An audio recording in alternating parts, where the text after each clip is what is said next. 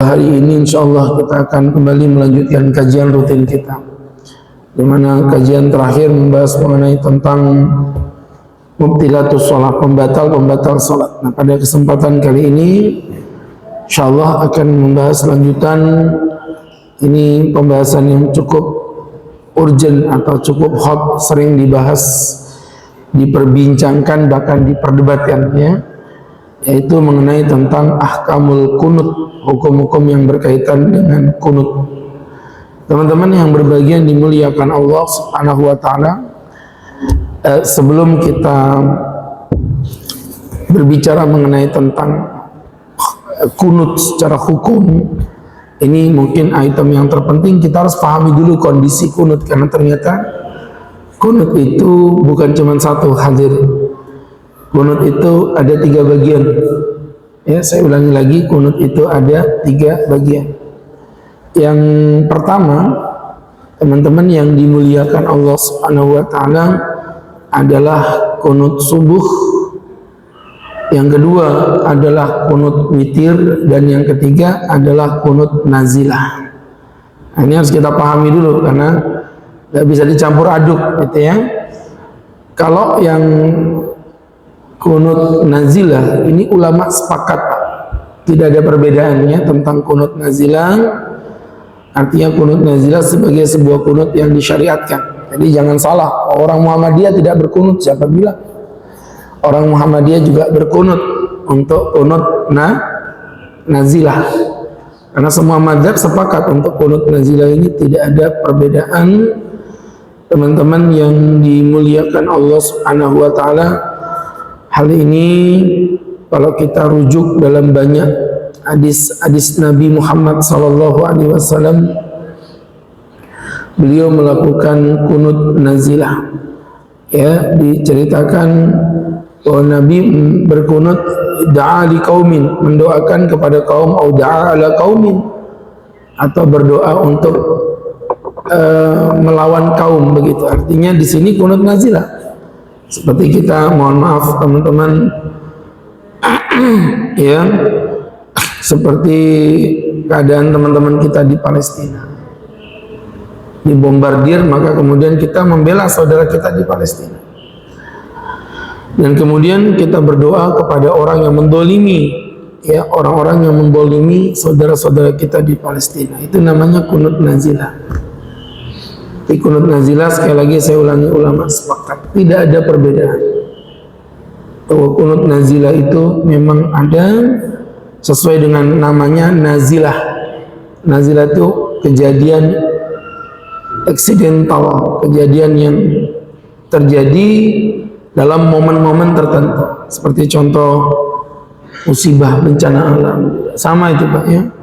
Bencana alam seperti apa misalnya? Kejadian tsunami, gempa bumi yang menimpa saudara-saudara kita di beberapa tempat di Indonesia. Kita juga boleh melakukan kunut nazilah. Pokoknya kejadian-kejadian momentum yang besar, tapi ya, momentum yang besar. Jadi teman-teman, yang terjadinya sesekali, bukan terjadi secara rutin. Ya, kunut nazilah kenapa? Karena macet yang begitu padat di MT Haryono. Kalau itu bukan sesekali, itu rutin, ya, maka tidak kunut nazilah. Kunut nazilah kejadian-kejadian agung, kejadian-kejadian yang dahsyat, ya, yang terjadi hanya sesekali saja. Nah, ini namanya dianjurkan nanti untuk melakukan kunut nazilah. Baik, saya pikir di titik ini kita luruskan dulu, ya, biar kita tidak salah paham bahwa kunut nazilah itu memang benar-benar ada dan tidak ada perbedaan di antara ulama. Dan kunut nazilah tidak memiliki waktu khusus, ya. Jadi kapanpun teman-teman mau berkunut, mau pagi, mau malam, mau siang, ya, selesai sholat fardu biasa dilakukan. Ya, seperti kebanyakan sih biasanya ambil momennya tuh di Jumatan, ya. Di Jumatan ini memang kembali pada kejadian di mana Jumatan merupakan sholat dengan jamaah terbanyak. Jadi itu dianjurkan, dan tidak mesti Jumatan juga, bisa selesai sholat apapun dianjurkan, cuman upayakan kalau bisa buat teman-teman imam yang mau melakukan qunut nazilah itu harus disampaikan dulu di awal biar tidak menjadi fitnah, Pak. Nanti takutnya umatnya bingung, ngapain imam duhur-duhur qunut begitu kan, pasti bingung lah orang, ya nggak ada apa-apa kok tiba-tiba qunut. Nah, makanya disampaikan terlebih dahulu jamaah yang berbahagia bahwa setelah di dalam sholat duhur nanti kita akan melaksanakan qunut nazilah begitu, sehingga tidak menimbulkan fitnah. Baik teman-teman, banyak hal yang baik kalau tidak disampaikan itu membingungkan. Seperti contoh misalnya sujud tilawah, ya kalau nggak disampaikan kan bingung. Fama lahum la yu'minun wa idza quri'a 'alaihimul qur'anu la yasjudun. Allahu akbar. Makmumnya bingung, sujud belum rukuk ini. Subhanallah, subhanallah gitu kan. Jadi teman-teman akhirnya jadi fitnah. Jadi teman-teman yang dimuliakan Allah Subhanahu wa taala, itu tadi poin yang pertama, namanya qunut nazilah. Ulama sepakat. Yang kedua, qunut yang terjadi khilaf. Tapi khilafnya itu memang antara mayoritas dengan minoritas, ya. Ibarat bola gitu, Persiba lawan Chelsea, ya, kira-kira yang menang siapa? Fitnah itu, ya. Jadi betul juga yang menang Persiba karena Chelsea-nya umur 5 tahun yang didatangkan. Jadi teman-teman yang berbahagia, yang dirahmati Allah Subhanahu wa taala, qunut witir, Pak. Di sini ada khilaf, tetapi sebenarnya kalau kita merujuk pada khilafnya, ini mayoritas minoritas. Seluruh ulama selain Imam Malik mengatakan bahwa qunut witir itu disyariatkan. Hanya Imam Malik seorang diri yang menyatakan qunut witir ini hukumnya adalah tidak disunahkan. Sampai-sampai ada ulama berkata, andai kata Imam Malik berubah pikiran dan mengatakan bahwa qunut witir itu ada, maka menjadi ijma ini. Karena ulama telah bersepakat tanpa khilaf. Namun karena Imam Malik mengatakan bagi beliau tidak ada qunut witir, ya tentu akhirnya menjadi ranah perbedaan ulama yang harus dihargai. Ya, tetapi pendapat mayoritas ulama itu menggunakan qunut witir. Maka jangan heran kalau Bapak di Masjidil Haram subuhnya tidak pakai qunut di sana. Masjidil Haram subuh tidak ada qunut, tapi witirnya pakai qunut. Ya, witirnya pakai qunut. Makanya kita punya jemaah itu bingung dia. Ini orang NU, orang Muhammadiyah berdebat terus di pesawat. Saya bilang kita udah mau landing Jeddah ini. Ya, nggak ada jidal, nggak ada debat lagi ya. Stop. Mereka bisik-bisik. Ya sudah Mas, kita nggak usah debat lagi. Tapi nanti kita akan lihat kira-kira yang benar nih NU atau Muhammadiyah. Gimana caranya, bro? Lah kan Masjidil Haram itu masjid kiblat. Nanti kita lihat aja. Kira-kira Masjidil Haram itu ikut aliran apa? Kalau Masjidil Haram ikut Nahdlatul Ulama, berarti NU yang benar. Kalau Masjidil Haram ikut NU, Muhammadiyah, berarti Muhammadiyah yang benar. Begitu. Sampai di Masjidil Haram, akhirnya sholat subuh nggak pakai qunut. Kata yang Muhammadiyah, tuh berarti yang benar Muhammadiyah itu. Pas malamnya kita habis tarawih witir, Imam Sudais qunutnya panjang banget. Kata orang NU, kata siapa? Ini loh masjid NU begitu. Sholatnya, zikirnya pelan. Wah ini Muhammadiyah. Pas Jumatan, adzan Jumatnya 2 kali. Wah ini kayak masjid NU ini. Mereka bingung, datang ke tempat saya, Ustaz, kami bingung sebenarnya ini masjid Nahdlatul Ulama apa masjid Muhammadiyah. Saya bilang Masjidil Haram itu masjid Nahdlatul Muhammadiyah, ya. Jadi ya Pak, ini lucu orang-orang ini. Karena masalah khilaf kok, ya, masalah perbedaan. Ini bukan masalah qat'i. Jadi seorang santri harus bisa membedakan mana masalah ijtihadiyah yang memang di situ masih diperdebatkan dengan masalah yang bersifat qat'iyah, ya, yang mujma' alaih, yang disepakati ulama, yang bersifat qat'i. Kalau kita nggak bisa ngebedain, jadi lucu. Dalam masalah yang disepakati, dia santai-santai aja. Dalam masalah yang mukhtalaf, yang dikhilafkan di antara ulama, ngomongnya ngegas, ya Pak, ngegas. Jadi kadang-kadang kenapa? Karena ketidaktahuan dia dalam membedakan mana masalah yang mujma' alaih, mana masalah yang mukhtalaf alaih. Nah, kunut dalam selain nazilah, ya, selain nazilah itu masalah yang mukhtalaf, memang ulama berbeda pendapat. Salah satunya kunut witir tadi. Jadi kunut witir ulama khilaf. Namun hanya Imam Malik yang mengatakan no, seluruh ulama yang lain mengatakan yes. Dan itulah tadi yang orang kadang mungkin bingung, loh kok di Masjidil Haram witirnya pakai kunut Pak Ustadz? Memang, karena memang itu merupakan pendapat mayoritas ulama, Imam Abu Hanifah, Imam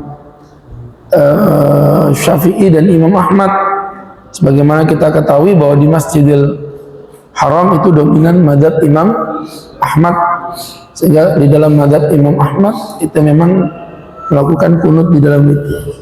Yang kedua, nah baru yang ketiga namanya kunut subuh. Ini yang menjadi khilaf, dan khilafnya 50-50. Ya, kalau tadi kan kunut nazilah ulama sepakat tuh, yes. Kunut witir ulama beda pendapat. Mayoritas ulama yes, sebagian ulama kecil Imam Malik mengatakan no. Nah, kenapa kunut subuh lebih hot perdebatannya? Karena memang 50-50 antara yes dengan yang no. Ya, adapun teman-teman yang berbahagia yang dimuliakan Allah, yang mengatakan yes adalah Imam Syafi'i dan Imam Malik. Yang mengatakan no adalah Imam Abu Hanifah dan Imam Ahmad. Nah, jadi kalau kita udah ngelihat khilafnya segini aja, ini belum ngomong dalil ya, nanti kita akan masuk ke dalilnya. Kita baru ngomong pendapat ulama saja. Sangat lucu dan sangat menggelikan kalau ada seorang ulama berteriak-teriak mengatakan masalah kunut ini masalah bid'ah, menyesatkan dan sebagainya. Lucu, ini masalah khilaf. Siapa di sini yang berani mengatakan Imam Syafi'i dan Imam Malik seorang ahli bid'ah? Sedangkan dari mereka lah pangkal ilmu hadis. Imam Malik itu adalah pengarang kitab hadis pertama. Kitab hadis pertama itu bukan Bukhari Muslim, Pak. Bukhari Muslimnya belum lahir bahkan, ya. Yang dikarang oleh Imam Malik namanya kitab Muwatta. Ya. Di teman-teman ada yang bilang Imam Syafi'i itu umur 10 tahun sudah hafal kitab Muwatta. Ada yang bilang kenapa kok Imam Syafi'i tidak hafal Bukhari Muslim? Ikut tampar memang mukamu, ya. Karena Bukhari Muslimnya belum lahir. Belum lahir, beda zaman, Pak. Ini sekalian disclaimer ya biar kita paham urutannya. Ulama fikih itu jauh lebih salaf dibandingkan ulama hadis. Ulama hadis itu belakangan, Pak. Ulama hadis itu belakangan. Ya, ulama fikih jauh lebih awal. Imam Abu Hanifah aja meninggal 150. Ya, Imam Syafi'i lahir di tahun yang sama, ya. 150 itu kan berarti masih dekat banget dengan Rasulullah. Ya, sangat jauh dibandingkan dengan generasi ulama hadis yang ada di bawahnya. Bahkan ulama-ulama hadis ini semua memiliki taklid terhadap mazhab dari 4 mazhab Ahlussunnah wal Jamaah. Jadi makanya gini, maksud saya akan sangat lucu, dan saya soalnya ngeliat sendiri videonya gitu, ya. Kalau saya nggak lihat sendiri mungkin saya nggak akan ngomong begini. Ini adalah bid'ah mungkarah, sesat dan menyesatkan. Ngerinya. Masalah yang ulama beda pendapat, Pak. Ini sepil dikit lah, keluar tema ya. Kemarin itu saya ketemu, ini kejadian nyata soalnya. Seorang ustadz muda berceramah di masjid, ya salah satu masjid begitulah. Pas dilala saya mampir di situ. Bulan Ramadan kejadian. Dia berceramah dan dia mengatakan bahwasanya zakat fitrah menggunakan uang adalah perkara yang bid'ah, perkara yang menyesatkan. Kalau zakat fitrahnya itu tidak sah berarti batal. Kalau batal berarti seakan-akan nggak zakat. Orang nggak zakat nggak menjalankan rukun Islam. Nggak menjalankan rukun Islam berarti keimanannya patut diragukan. Masya Allah. Ini pasti jarang ngopi ya. Yang kayak punya bapak itu ya. Ini kan gimana Pak? Gemesin nggak sih yang kayak gitu tuh ya? Pak, begini, waktu itu karena masih muda saya panggil Mas ya. Mas Afwan, saya bilang gitu. Antum ini menyampaikan masalah fikih yang di situ mukhtalafih. Yang ulama memang beda pendapat. Alangkah indahnya kalau bahasanya bukan begitu. Pertama, antum ini kan mubalik, penyampai ya, bukan pembuat. Jadi sebenarnya kayak model kami yang berdakwah ini tidak pantas disebut ulama. Enggak, saya nggak pernah mendeklarasikan diri saya sebagai ulama. Ya, yang betul itu mungkin dai, orang yang memanggil pada kebaikan bisa. Mubalik, orang yang menyampaikan kebenaran. Karena ulama itu artinya intelektual, Pak. Dari alim, orang yang pakar di bidangnya. Jadi yang ulama itu ya kayak ulama-ulama zaman dulu itu. Ya, saya cuma menyampaikan aja Imam Syafi'i bilang begini, Imam Malik bilang begini, Imam Ahmad bilang begini. Ya paling mentok-mentoknya gitu doang. Ya, jadi pertama jujurlah dalam ilmu, jangan nutupin khilaf yang ada. Sampaikan kepada umat biar umat paham. Oh, dalam bab zakat beras, zakat fitrah menggunakan beras, wajib pakai beras atau tidak? Lebih tepatnya makanan pokok lah ya. Itu hukumnya apa? Jelasin dong. Ada dua perbedaan pendapat. Imam Abu Hanifah memperbolehkan zakat menggunakan uang. Namun mayoritas ulama, Imam Ahmad, Imam Malik, Imam Syafi'i mengatakan tidak boleh. Tidak boleh menggunakan uang. Ini contoh, sampaikan gitu. Jadi minimal para umat jadi tahu, oh ternyata ada loh yang bilang boleh. Dan ini pendapat Imam Abu Hanifah. Imam Abu Hanifah ini ulama besar. Jangan bapak samakan dengan Imam Abu Janda. Ya, beda itu. Jadi bapak-bapak yang dirahmati Allah, Imam Abu Hanifah satu. Jelasin dulu. Antum setuju nggak setuju itu nomor nanti, nomor belakang. Tapi jangan berkhianat terhadap ilmu, sampaikan apa adanya. Dua, ya, apa ini pantas disebut perkara yang bid'ah? Kalau menurut saya para ulama nggak pernah bilang begitu. Kalau memang ini masalah bid'ah, yang paling pantas membid'ahkan Abu Hanifah itu siapa? Imam Malik, Imam Syafi'i, Imam Ahmad. Mereka orang-orang yang paling pantas membid'ahkan Imam Abu Hanifah. Tapi apakah ada di antara mereka yang membid'ahkan Imam Abu Hanifah? Tidak ada. Ya, Imam Syafi'i berguru pada muridnya Imam Abu Hanifah.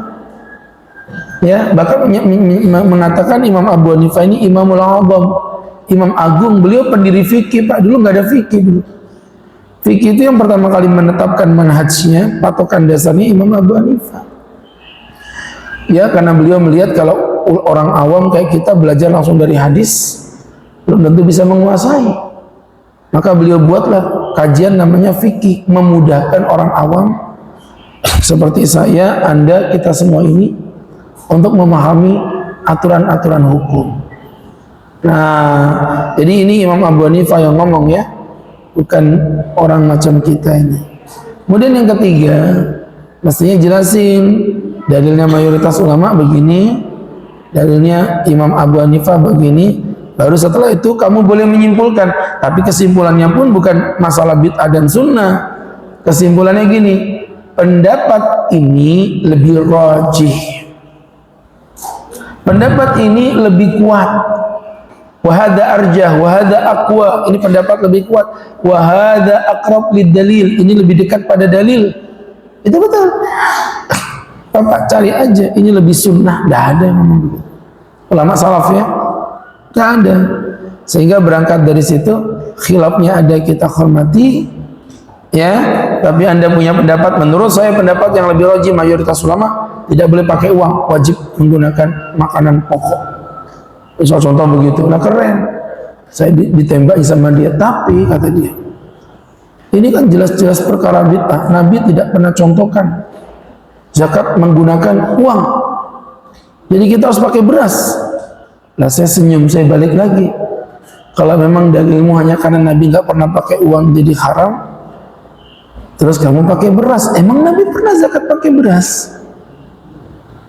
Bingung lagi dia Pak.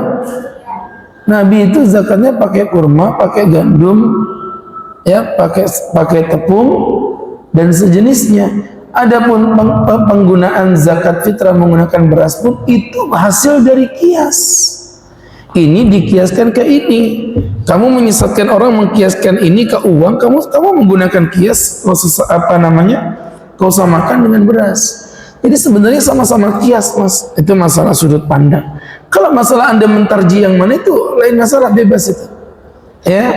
Tapi yang jadi problem menyesatkan. Nah, ini yang jadi problem, Pak. Saya sering bilang, meyakini pendapat kita benar itu namanya keyakinan. Tapi meyakini pendapat orang lain pasti salah itu namanya kesombongan. Makanya selevel Imam Syafi'i sendiri mengatakan madhabi sahih, madhabku benar, wa yahtamilul khata', tapi kemungkinan salah. Wa madhabu ghairi khata', madhab selainku salah, wa yahtamilu sahih, tapi kemungkinan benar. Paham? Jadi beliau bilang pendapatku benar, karena itu keyakinan. Bagaimana kita bisa beramal kalau kita nggak yakin? Tapi pendapat yang lain kemungkinan, pendapatku benar, tapi kemungkinan salah. Maksudnya apa? Walaupun aku yakin benar, aku nggak boleh ngotot, nggak boleh ngegas, nanti keluar apinya. Tahu? Gas, ya ngegas, keluar apinya. Nah, tapi pendapat orang lain salah, itu keyakinan kita. Tapi kemungkinan benar. Kayaknya kita hormati, kita hargai pendapat orang. Selama pendapat itu disampaikan dengan dalil. Dan demi Allah, Pak, demi Allah, ketepatan ini bidang kami dan saya sudah mempelajarinya. Khilaf wabil khusus 4 mazhab di antara Ahlussunnah wal Jamaah. Imam Abu Hanifah, Imam Malik, Imam Syafi'i, Imam Ahmad, demi Allah saya pertegas kembali, pasti ada dalilnya. Dari Ahlussunnah ya. Saya berlepas tangan dari di luar Ahlussunnah, tapi dari mazhab Ahlussunnah dalam fikih akidah, dalam fikih Imam Abu Hanifah, Imam Malik, Imam Syafi'i dan Imam Ahmad, demi Allah di situ pasti ada dalilnya. Nah nanti masalah sudut pandangnya, oh ini lebih kuat dari ini, nah itu kan sudut pandang Anda. Ya, tapi kemudian menjas pendapat empat mazhab salah satunya dikatakan ini tidak ada dalilnya, itu fitnah. Hati-hati, antum bilang tidak ada dalilnya itu benar-benar tidak ada dalilnya atau ada dalilnya tapi antum yang tidak tahu dalilnya. Hati-hati, ketidaktahuan antum tidak menjadi hujjah bagi orang yang tahu. Ya, dia nggak belajar, taunya cuma baca sepintas, ini tidak ada dalilnya. Tidak ada dalilnya, tapi ada dalilnya, antum yang nggak paham dalilnya, itu beda. Nah, ini tolong diwaspadai. Jadi mengucapkan tidak ada dalilnya itu mohon dipelajari terlebih dahulu.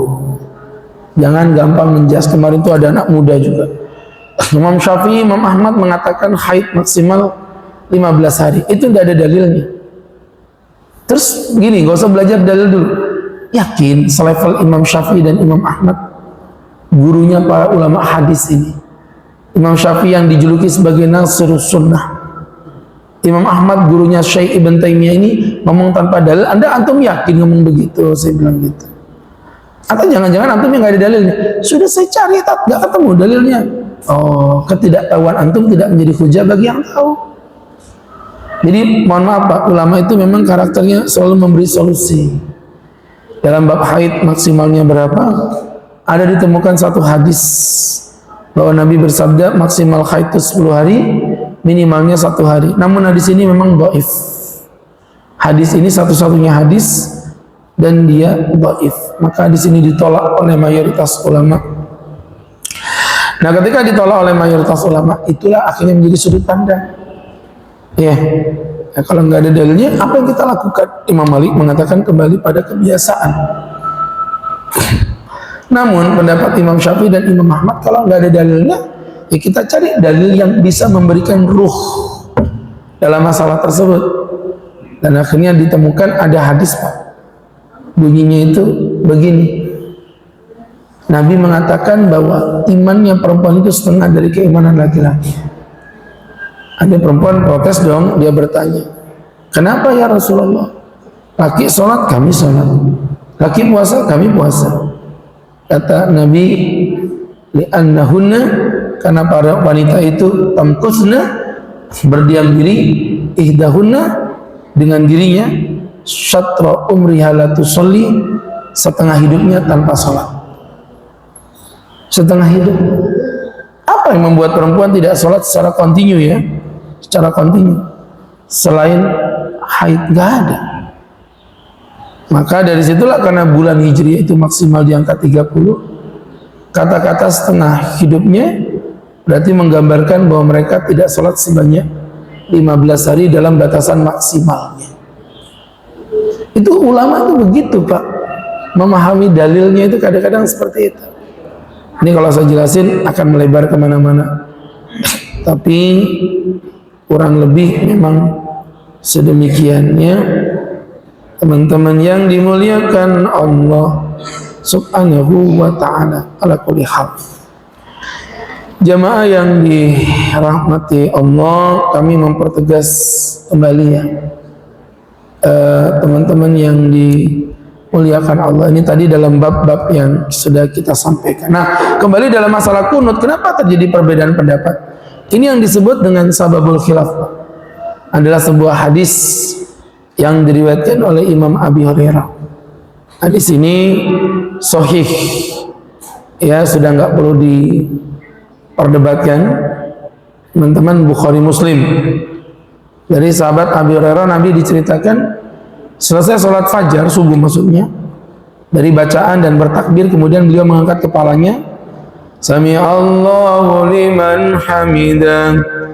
Kemudian Nabi berdoa dalam kondisi berdiri, Allahumma anjilil Walid bin Walid wa Salama bin Hisham wa Ayyas bin Abi Rabi'ah.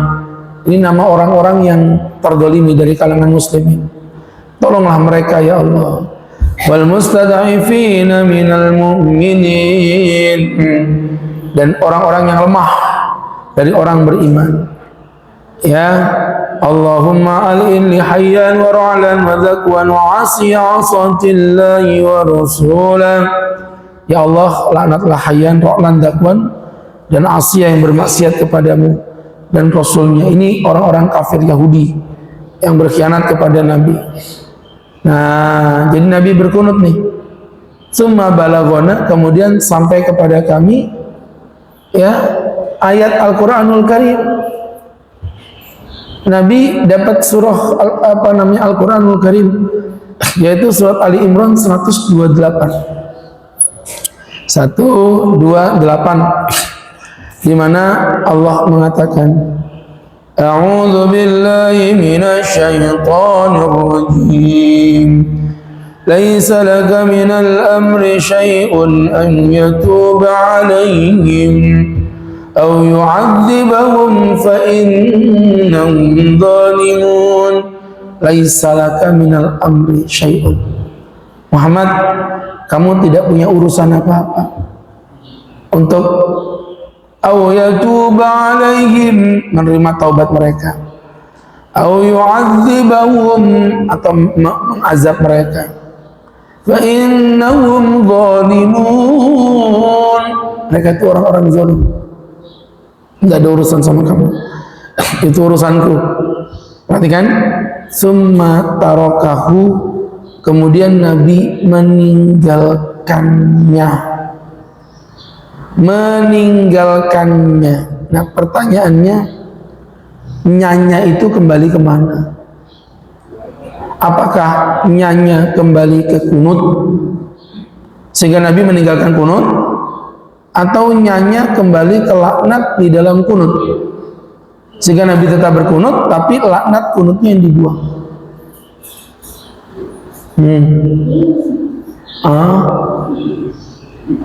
Sibuk aja dengan nasi kuning mus itu ya, nasi kuning gitu Pak. Orang rawon kok warnanya kuning gitu, nggak mungkin. Ulama itu gitu Pak. Jadi orang kadang-kadang lucu juga, kita jadi orang, kita ya semua termasuk saya juga. Udah kita nggak ngerti ilmu, kita bodoh, nyesat-nyesatin ulama. Ini gara-gara ulama beda pendapat. Astagfirullahaladzim. Ulama itu beda pendapat karena sudut pandang. Qurannya sama, hadisnya sama, kok bisa beda pendapat? Ini gini, sini ya. Bapak kebanyakan makan micin. Saya nulis angka 6 di sini, nulis angka 6. Ini angka 6 ini dari saya melihat dari sini kelihatan angka berapa?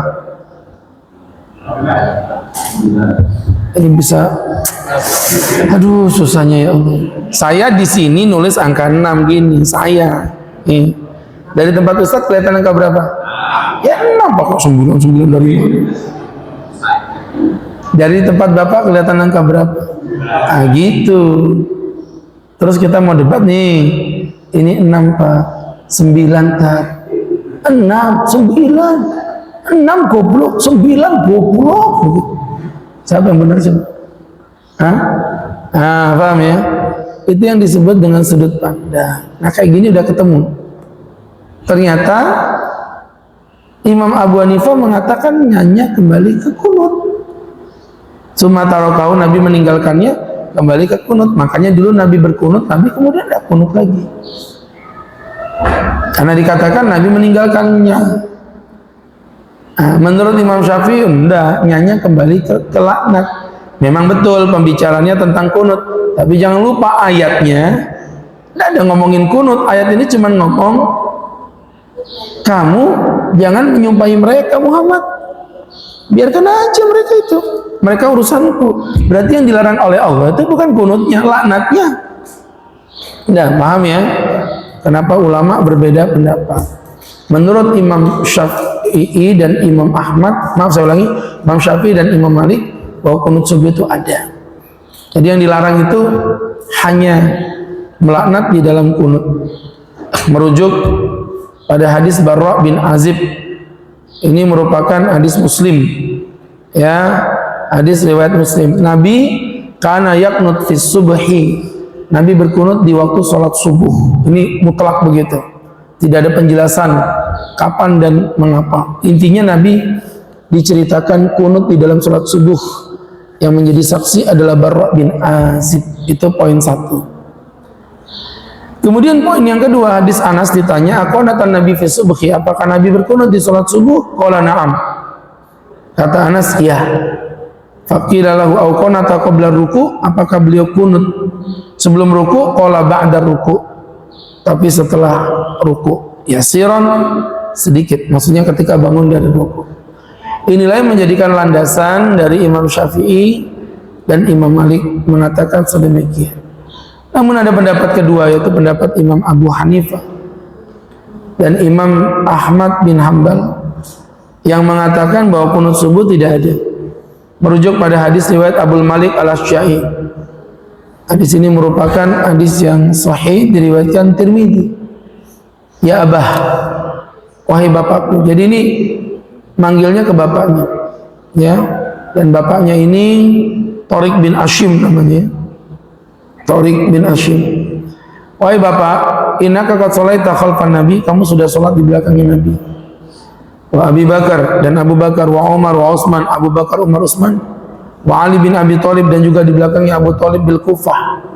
Di daerah Kufah nahwan min 5 sinin, selama 5 tahun. Akanu yaqnutun, apakah mereka berkunut? Jawab bapaknya Maluk al-Asy'ari, namanya Tariq bin Hashim, aibunai muhtas. Nah, ini perkara yang tidak pernah ada. Nah, jadi menunjukkan bahwa kunutnya tidak ada. Namun kemudian oleh para ulama pendapat ini dibantah dari sisi apa? Pertama, Tariq bin Ashim mukilur riwayat, sangat sedikit meriwayatkan hadis. Walam ya'rif bi mulazamatihi ma'an nabi, dan dia termasuk orang yang tidak sering berkumpul dengan Nabi. Iya, mohon maaf bapak-bapak, pernah dengar nama Tariq bin Hashim? Belum pernah. Iya, barusan tadi. Jadi teman-teman yang berbahagia, artinya kalau kita pelajari namanya mukilur riwayat, sedikit meriwayatkan. Beda kalau yang ngomong Anas bin Malik, Abi Hurairah, Sayyidatuna Aisyah, siapa lagi, Ibn Mas'ud, Ibn Abbas. Ada orang-orang yang mulazamah bersama Nabi. Nah, dalam ilmu hadis yang mukilur riwayat, yang sedikit riwayat itu tidak lebih kuat dibandingkan dengan yang ulama atau para sahabat yang akabirus sahabat, yang mana mereka memberikan sebuah statement. Ini poin satunya. Ya, poin yang berikutnya juga kalau kita pelajari ya akan tergambar di mana memang si Tariq bin Hashim melihat Nabi tidak berkunut. Tapi ketika beliau melihat Nabi tidak berkunut itu tidak menjadi dalil menafikan yang melihat Nabi berkunut. Begitu. Sehingga saya lebih tertarik dengan pendapat dari yang disampaikan oleh Al-Imam Ibnul Qayyim, Ibn Hazm, ya, dan juga dari beberapa ulama-ulama semisal seperti Syekh Ibn Taimiyah dan lain sebagainya. Mereka malah membuat statement unik. Ya, kalau memang Tariq bin Hashim mengatakan Nabi tidak berkunut dan Anas bin Malik mengatakan Nabi berkunut, ya sudah, kenapa nggak digabungin aja? Berarti Nabi kadang berkunut, kadang tidak berkunut. Ya, contoh misalnya beginilah, Ustaz ceramah di BDS 2 minumnya teh hangat, Ustaz ceramah di BDS 1 itu jus mangga, misal contoh begitu.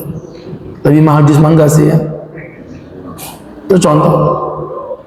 Apakah berarti menunjukkan, oh berarti yang roji itu yang teh hangat, yang roji itu yang jus mangga? Enggak, ya bilang aja, Ustaz kadang minum jus mangga, kadang minum teh hangat. Bergantung apa? Bergantung keuangan masjid itu sendiri. Kalau memang keuangannya tipis, ya teh hangat aja cukup. Ya, ini contoh-contoh. Jadi teman-teman yang dimuliakan Allah Subhanahu wa taala, itu maksudnya gitu ya. Jadi ini masalah khilaf yang sedalam ini. Kemudian Anda datang unyu-unyu, oh enak aja dia tembak-tembak langsung hajar semuanya. Bid'ah. Ya, ala kulli hal. Ketidaksetujuan antum itu sama sekali tidak jadi masalah. Yang Ustaz lagi bahas itu adalah begitu gampang yang umat Islam menyesatkan sesama umat Islam hanya pada perkara yang bersifat furu'iyah dan mukhtalaf, dan khilafnya bukan khilaf ulama ecek-ecek ya, tapi ulama 4 mazhab Ahlussunnah wal Jamaah. Baik teman-teman, saya pikir sudah sangat cukup, dan saya pikir ini penjelasan kunut paling lengkap insyaallah. Tafadhal buat teman-teman yang mau bertanya sebelum kami tutup, kami persilakan.